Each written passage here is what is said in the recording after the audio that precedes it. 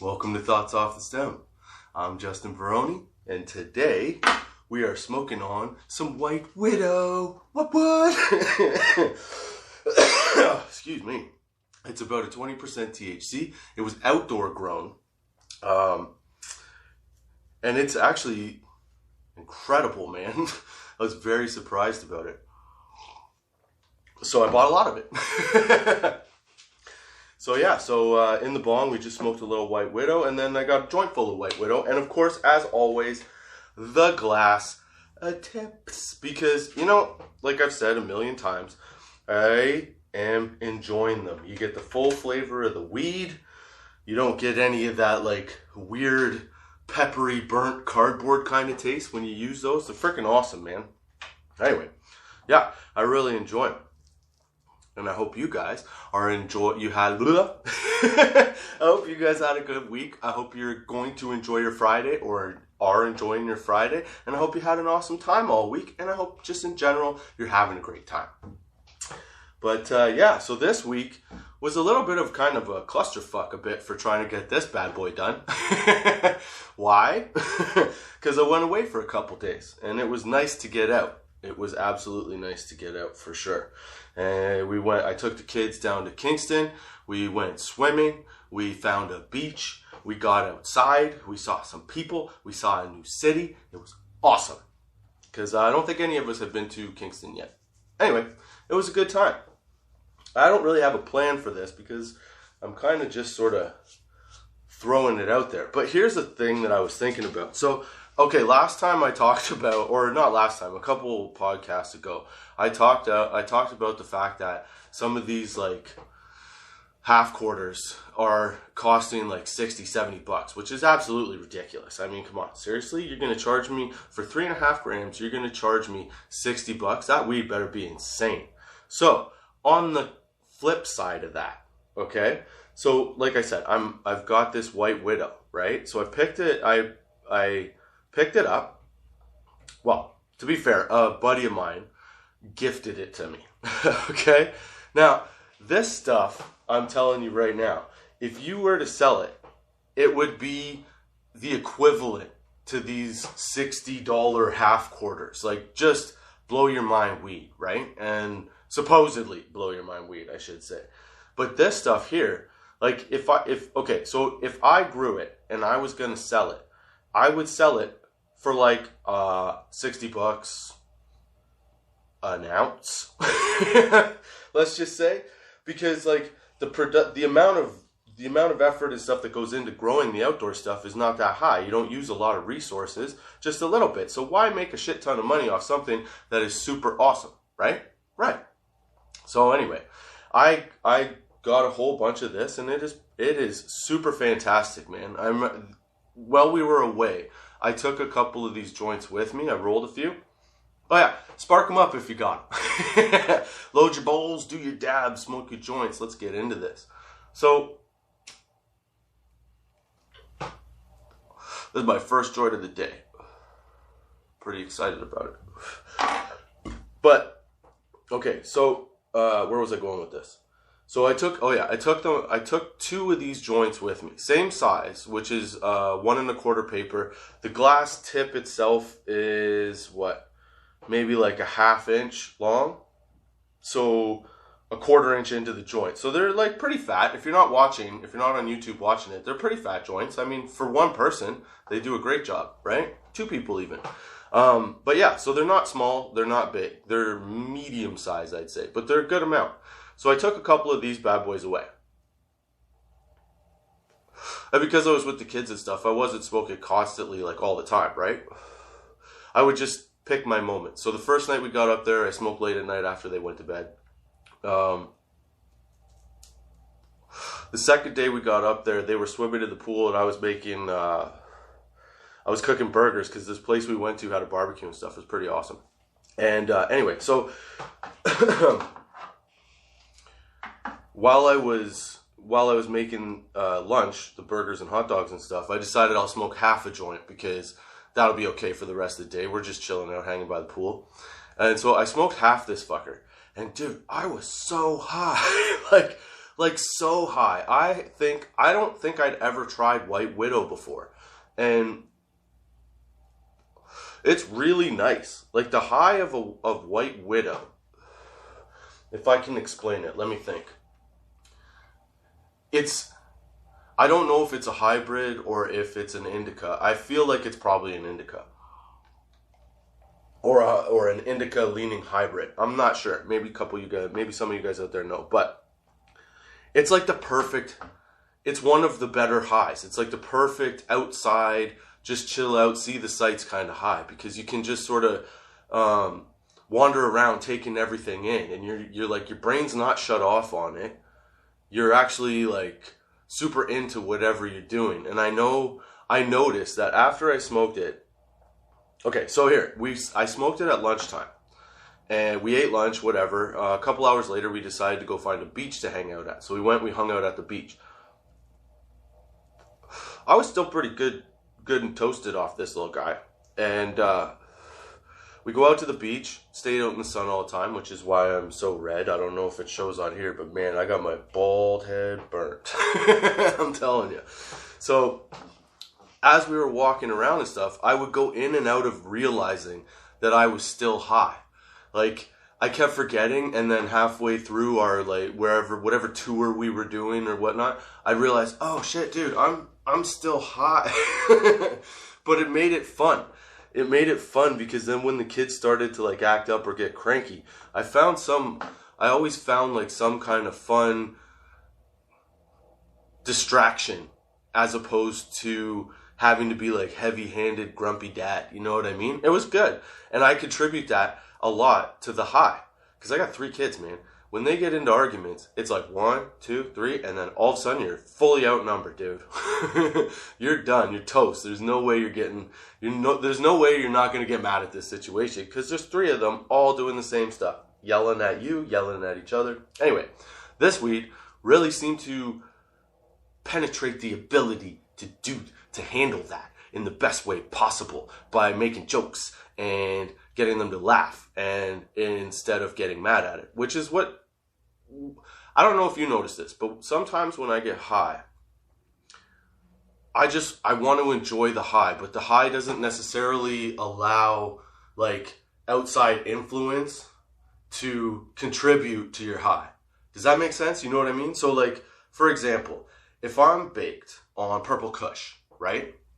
I'm sitting, I'm tuned out, I'm listening to some tunes, whatever, hanging out, or just doing my own thing. But I'm in my own head, having like my own conversations, thinking all kinds of weird random shit, you know? But I'm focused on that, on the crazy. So, you know, it's a different kind of high. So if somebody comes in from outside of that high and interrupts it, even if it's in a good way, it's kind of annoying to me. Like, it gets on my nerves a little bit, right? So then it kind of puts me in like a negative mood. Whereas when I smoked this, if somebody outside the high came in and was like, hey man, blah, blah, blah, whatever, and starts like fucking with your high, whether it's like in a good way or in a bad way, but they just sort of alter your high. This was almost like having, like, yes man, like the thought of, hey, I'm into this. Okay, what's this guy have to say? Even if they're kind of negative, you're like, okay, how can I spin this into fun for me? It made you think, how can I make this fun for me? For sure. This is the how can I make this fun for me weed. So that's what I find with this. I really like it. I told my buddy, I was like, dude, I think you made a weed that, I think you introduced me to weed that my number 2. Like, I love Purple Kush, but dude, this White Widow is right up there. And like I said, I've never really, I don't think I'd ever tried it before. And now that I've tried this outdoor version of White Widow, I wonder what an indoor version of White Widow would be like, man. It would be awesome, I think. So yeah, so I took this on our trip, and yeah, it was a good time. The trip was a good time. I could get high, and it didn't really matter. It was nice. But again, it's all legal in Canada. Oh, and while I was away, okay, I have a favorite dispensary, man. Absolutely, 100%. So, my local dispensary is Spirit Leaf. That's the one that I always go to. It's Spirit Leaf Guelph. So I like them because I've said this before, but their staff is awesome, their knowledge is awesome, their recommendations are always good, and their products are always, I think, in my opinion, top notch. Like you don't, you very rarely get something that you find you don't like. And if you don't like it, there's a lot more variety to steer you over to, right? But the staff gets to know you when you go there, so they're really good at recommending what's good for you based on what they know you purchased in the past. So while I was away, I had smoked my joints and I was out of weed because I don't want to take a big ton of weed with me everywhere I go. I like to support local, okay? So I stopped at the Spirit Leaf in Kingston, and I walked in. I was out getting aloe for all of our sunburns. And so I walked into the Spirit Leaf, and I said to the guy, I said, look, this is like an off-the-moment sort of thing. I wasn't really planning on buying more. I wasn't planning on getting weed, but I'm out. So all I need is a joint because I'm going home tomorrow. So I just want a joint for tonight, and I'd like something that's, 20 to 30%, somewhere in there with the THC, about a gram. Pre-roll, please. An indica, and preferably a kush. But, as long as it's an indica, will be okay. So this guy looks at me for like 5 seconds, 6 seconds. He's checking me up, looking me up and down. And then he kind of like, puffs, scratches the bottom of his chin, like thinking about it. And then he turns. And he opens the drawer behind him. And he looks, grabs one, he goes, okay, turns around, he goes, okay, I don't have 1 gram joints with the THC content that you want, but I do have 2 half-gram joints for like the same price, right? So I was like, yeah, that's fine, man, I'll take that. So he goes, yeah, this will work, and he hands it to me, and it's 7 Acres Sensi Star. I'm like, dude, it's like the perfect pick.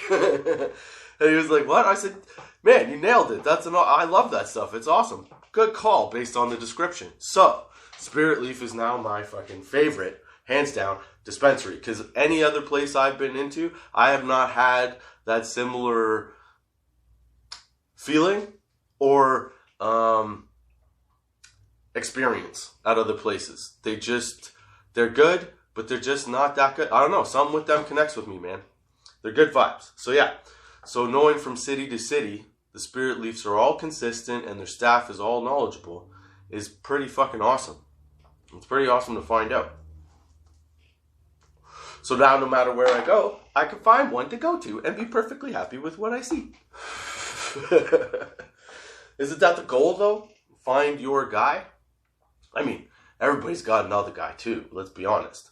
But like if if you're in a pinch, if you're out of town, if you're not near maybe your guy's out of town, whatever. But like if you have a dispensary that you can rely on for like fair prices or decent prices and like a good knowledge base and a good customer relationship and understanding, yeah, man, that's fucking solid, right? Right. See what I'm saying about this White Widow? It makes you all positive and shit. Makes you all happy and like excited. I don't know why. Maybe it's because it's the first joint that I smoked today. Is this the first joint? Is this the first joint you guys have smoked today? Or have you been going all day? That is the question.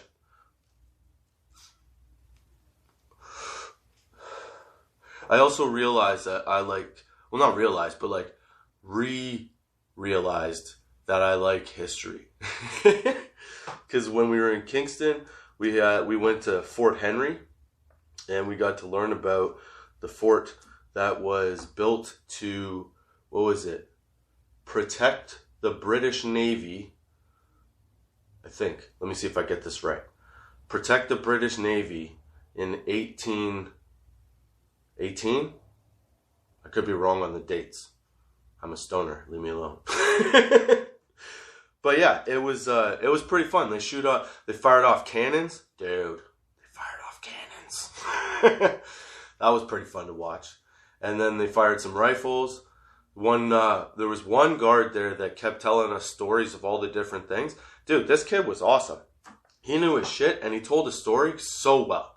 It was so entertaining. He had jokes. He was good at it. It was a nice experience. The whole experience was pretty awesome. Now, that's what I'm saying. Fucking COVID, dude. If nothing else, I have to say this, that COVID has 100% given me an appreciation for just being able to do the little things and go see the little things, right? Because, like, realistically, if you live near Kingston or whatever, you could go to Fort Henry anytime you wanted in the day and, like, take a tour. You know what I mean? You could go, or, like, you live in Toronto and go to Canada's Wonderland, whatever. You live near Disneyland, go to Disneyland. But what I'm saying is like, COVID's definitely given me that appreciation. I'll say that for the thing that's sort of, like, dividing everybody and fucking, you know, I don't know, being something that we've hung our hats on for the last couple years.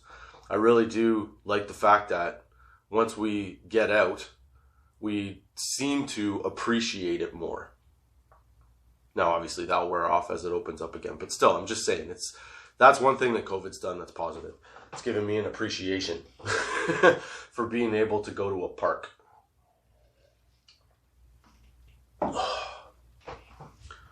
And weed also gives me a nice appreciation for life. So the combination of the two, really. I mean, I smoked weed all COVID. I'm going to continue to smoke weed during COVID and after and whatever. But, like, I don't know what I'm talking about, man. I'm rambling.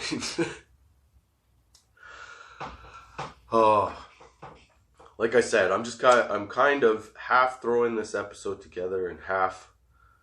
Have you ever worked a job? Have to try and think of something to say. Have you ever worked a job where you had a little bit of excess food at your disposal? Because I worked at Tim Hortons when I was in high school. I don't know if I've told this story, but my daughter said I should tell this story. So I'll tell you this story as I round out the episode.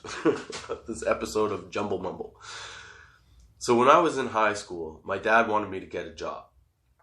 And I got a job at Tim Hortons as the donut decorator, okay? My job was at night on Friday and Saturday from 11 p.m. until 7 a.m., all right? Now, we would start the shift. There'd be the thing was open all night long because it was in a hotel. So there would be one counter guy, and he'd work the front. I'd be working in the back, and as a donut decorator, I was the guy that had to put the chocolate and the sprinkles and the filling in the donuts, right? So that was my job. We had the muffin man, and he would make the muffins. And then we had the baker, and he would put all the dough and, you know, fry it all up and do it all and whatever he had to do, and then pass it down the line. So by the end of our shifts at 7 a.m., around 4 or 5 in the morning, there'd be nobody else there. Like, no customers, nobody else. So the first night, these guys decide that they're going to initiate me by attacking me with all the extra muffins, because you have, like, a certain amount of overload, and you could take stuff home with you, so people would make extra all the time. Excuse me. So these guys attack me with all these fucking muffins and just destroy me. And then I had to clean it all up, right? Well, a couple weeks in, I decided that I had enough of these motherfuckers pelting me with all the dough in the store. So what I started to do, because I think they forgot, but what I did was decorate the donuts. I filled the donuts as well. If you got a jelly-filled donut, I did that shit, okay? So one night, I'd had enough, and I made 3 extra trays. I made 2 trays of jelly-filled donuts that were the size of softballs, okay? I hid them in the back. And then I made 1 tray that was all Boston creams. And they were all fresh. And I was like, yeah, you're toast, buddy. So these guys come after me and they try to corner me in the back room. So I was sweeping everything up. And what they would do is they would wait until I cleaned everything, and then they would attack me, so I'd have to clean it all again because, like, you know, I was the new guy. So they come around the corner and they're about to start whipping stuff. I'm standing there with a fucking tray in one hand and a softball-sized donut in the other hand, okay? I let off on these two. They did not get through the door. I destroyed them. They lost. I killed them. I had nothing on me, okay? These guys were covered head to toe in fucking custard and jelly. Alright? So, the end of it, they cleaned it all up, cool, and then initiation stuff over because they realized I wasn't just going to put up with it. Now, the problem with that was that at the same time, while we were cleaning it up, our assistant manager came in, and she was not a very nice person. And she decided that, hey, you guys are in trouble for this. And she gave me this big lecture. She said, because I was the one that threw, like, it was all my stuff, right? I was the one that got the brunt of this. But, like, they never got in trouble for, you know, any of the stuff they had done before. So she sits me down, and she's like, you know, you're not even 3 months in. Like, I could fire you right now for this. And I'm like, hold on. And I explained my side, and she didn't care. So I got really pissed off. So the next couple days, I think, were her days off. And then the following weekend, she was the one coming in, and I'd had enough of this lady being, like, super mean to me. So one day, I filled up one powdered strawberry jelly donut to the size of a softball. And I put it on her seat. And when she came in, she didn't notice it because it was like 4 or 5 in the morning. She was exhausted. Sits down. Oh, I got fired. I got fired that day, which was fine. I wanted to get fired, but I figured I'd go out with a bang because fuck that lady, man. The other guy, oh, they have senior. I don't care. I gotta defend myself, and you can't be a prick, so fuck her.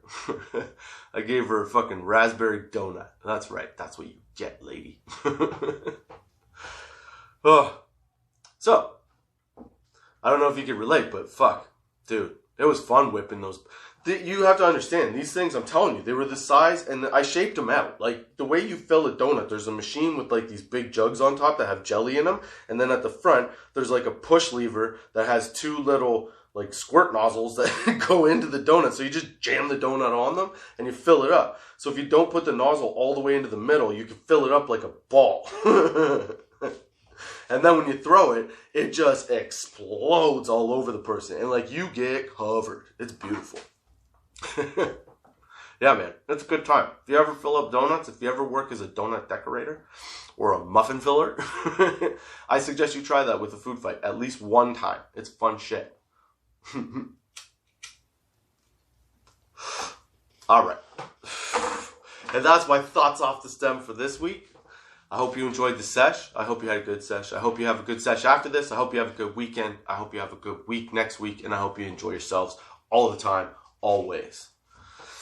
And don't forget to check out the link tree in our bio. And check out the Tots 420 shop. Get your t-shirts, get your hoodies, get your hats, get your merch. And I hope you join me, Justin Barone, next week on Friday at 4:20 on Anchor, Spotify, Google Podcasts, Apple Podcasts, YouTube, wherever you get a podcast. It's out there. Until next time, keep your lids low.